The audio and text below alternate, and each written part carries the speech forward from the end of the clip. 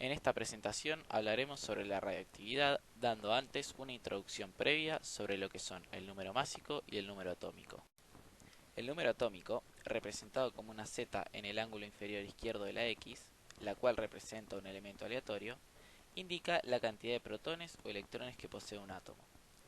El número másico, representado como una A en el ángulo superior izquierdo de la X, indica la suma de protones y neutrones que posee dicho átomo. Para saber la cantidad exacta de neutrones que posee un átomo, debemos simplemente restarle al número másico el número atómico. Ciertos núcleos son inestables en su estado natural. Esto se debe a diferencias en las atracciones y repulsiones en el interior del núcleo. De los isótopos naturales que emiten de manera espontánea partículas alfa, beta o gamma de alta energía, se dice que poseen una radiactividad natural. En la naturaleza hay aproximadamente 350 isótopos, de los cuales alrededor de 80 de ellos son radiactivos. Como dijimos, las partículas alfa son una de las posibles partículas que un núcleo puede emitir. Estas partículas son idénticas a los núcleos de helio debido a que están constituidas por dos neutrones, dos protones, dos electrones y se simbolizan como helio 4,2 o con la letra Y alfa. Su carga es más 2 y su masa es de 4 UMAS. La velocidad de una partícula alfa es igual a la 20ª parte de la velocidad de la luz, es decir, 15.000 km por segundo. Su poder de penetración es el menor de las tres emisiones previamente nombradas, pues no atraviesan una hoja de papel. El poder de penetración puede ser definido como una medida de la capacidad de la radiación para abrirse camino a través de una muestra de materia.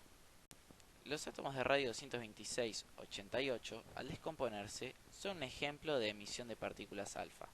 Estos se descomponen de manera espontánea y este proceso se conoce como desintegración alfa. El producto de esta reacción es un átomo de helio 4,2 y uno de radón 222-86. Las partículas beta son otra de las posibles emisiones de un núcleo inestable. Estas son electrones en rápido movimiento y se representan como un electrón 0,1 o con la letra griega beta.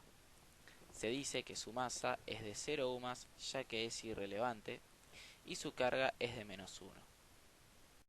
La velocidad de una partícula beta es aproximadamente el 90% de la velocidad total de la luz y su poder de penetración 100 veces mayor al de las partículas alfa. Sin embargo, una lámina delgada de un metal, como puede ser el aluminio, las detiene. El tritio, uno de los isótopos pesados del hidrógeno, es un buen ejemplo de una radiación beta. Como todos los núcleos de hidrógeno, el tritio contiene un protón, pero contiene dos neutrones y por lo tanto su número másico es 3, mientras su número atómico es 1. Al descomponerse, lo hace por un proceso llamado descomposición beta, lo cual obviamente produce que se libere una partícula beta, un electrón. El isótopo producido es un helio 3,2. Pero, ¿cómo puede ser que un núcleo de tritio que solo contiene un protón y dos neutrones libere un electrón? Esto se debe a que uno de los neutrones del núcleo original expulsa un electrón y se transforma en protón. Entonces, el núcleo disminuye su cantidad de neutrones, pero aumenta el de protones, por lo tanto el número másico permanece igual, pero el número atómico aumenta en una unidad.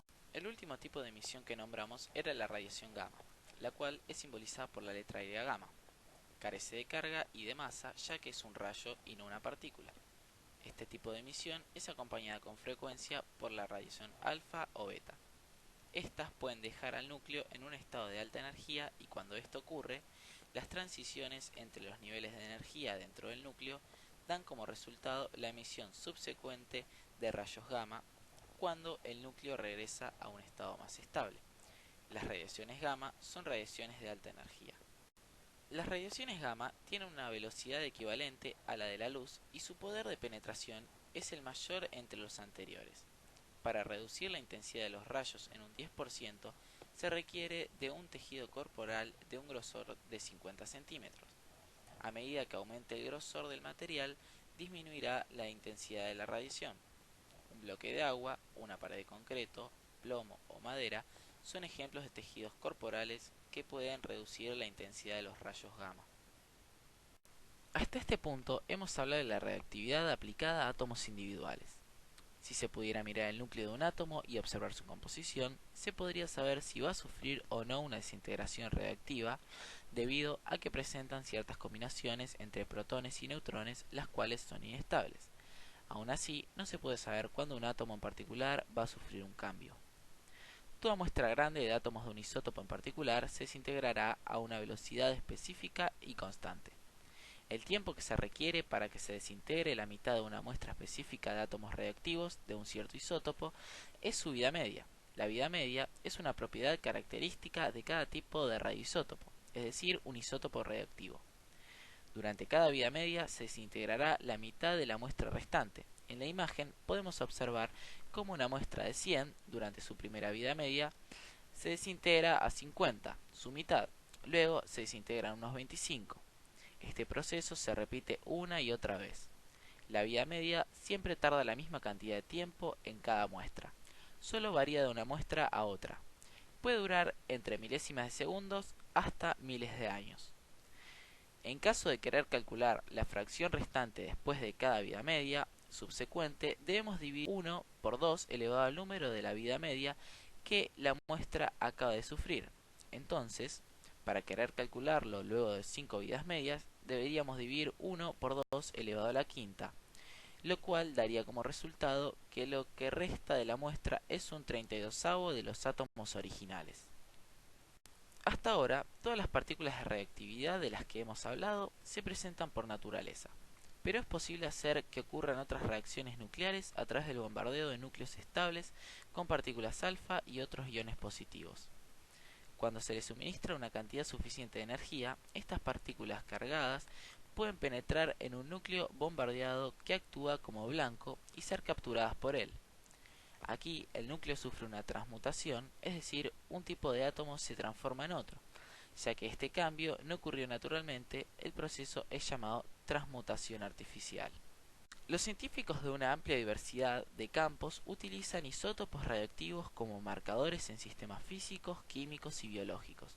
Los isótopos de un elemento en particular, radiactivos o no, se comportan de manera casi idéntica tanto desde el punto de vista químico como físico, de modo que es posible emplear los isótopos radiactivos, los cuales son detectados con facilidad, para estudiar sistemas complicados. Los marcadores radiactivos se usan de manera extensa en la investigación agrícola para estudiar la eficiencia de los fertilizantes y herbicidas, para comparar el valor nutritivo de los diversos tipos de forraje y para establecer los mejores métodos para el control de los insectos. Los radioisótopos se pueden clasificar en tres grupos principales: rastreadores, fechadores y radioisótopos en medicina. Los radioisótopos rastreadores pueden ser usados para ayudar a conservar alimentos mediante la irradiación. Esto consiste en exponerlos a fuentes de radiación gamma que destruye los microorganismos que provocan la descomposición de los alimentos. El alimento irradiado muestra poco cambio en cuanto a sabor o apariencia. Los radioisótopos en la medicina implican dos usos distintos: para terapia y para diagnóstico. En la terapia de radiación, lo que se busca es curar o tratar el padecimiento del paciente con radiación. Un ejemplo sería el uso de cobalto 60 para tratar el cáncer por radiación. El uso diagnóstico, por otro lado, busca obtener información acerca del tipo o extensión de enfermedad. Un ejemplo de este uso sería la puesta en práctica de cromo 51 para determinar el volumen de glóbulos rojos y el volumen total de la sangre de un individuo. Los radioisótopos fechadores ayudan a calcular la antigüedad de las rocas y hallazgos arqueológicos a partir del uso de sus vidas medias. El fechado de artefactos interviene por lo común un isótopo radiactivo del carbono. El carbono 14 se forma en la atmósfera superior por el bombardeo que sufre el nitrógeno ordinario de parte de los neutrones de los rayos cósmicos. Este proceso conduce a una concentración de estado estacionario del carbono 14 en la Tierra. Los vegetales y animales vivos incorporan este isótopo en forma de dióxido de carbono. Cuando mueren, sin embargo, deja de incorporarse carbono 14 y el que contienen las plantas y los organismos se desintegra, con una vida media de 5.730 años a nitrógeno 14.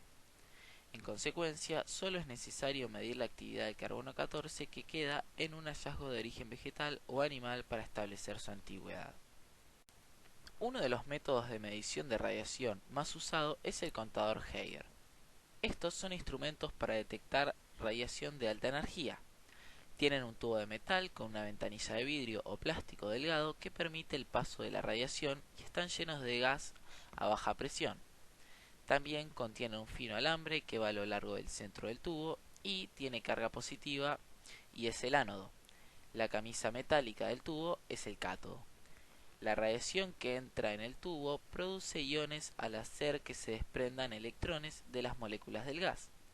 Estos electrones son atraídos al alambre con carga positiva y los iones positivos se mueven hacia la pared metálica. Entre los dos electrodos fluye una pequeña corriente eléctrica que se puede amplificar para generar una lectura de medidor, producir un sonido o hacer que parpadee una luz.